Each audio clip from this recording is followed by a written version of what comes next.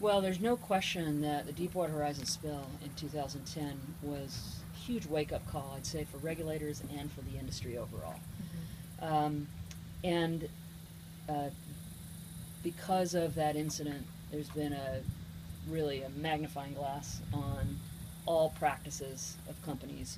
Many of the practices that have been out there, if followed appropriately, certainly based on what the news reported yesterday, could have resulted in a different outcome than what we had. So a lot of it is, are we enforcing effectively? The Department of the Interior, through the Bureau of Ocean Energy Management, the Bureau of Safety and Environmental Enforcement, and the Office of Natural Resources Revenue, they were created after the Deepwater Horizon spill, recognizing that you really wanted to make sure that those responsible for safety and enforcement weren't necessarily the same people responsible for permitting or the same people that were responsible for keeping track of the revenue. So we learned some lessons in how we were organized that I think helped. So the job of what we call BSEE, the Bureau of Safety and Environmental Enforcement, is environmental enforcement and making sure that the platforms are safe and the rules are being followed. They've worked on a process called SEMS, which is all about creating a culture of safety and then going out and enforcing for that culture of safety.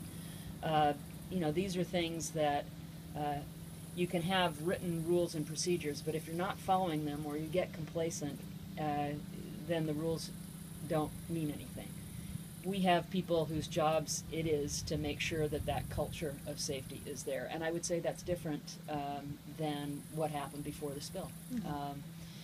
I feel really good about the caliber of people that we have. Many of them people that have been with us for decades, but the structure that's set up so that they can do their jobs really well.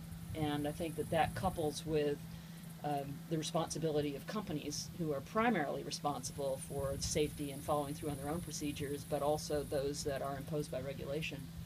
I think everybody now knows what's at stake financially for a business, and I think there's no question that has likely changed the culture of compliance and safety on all offshore activities.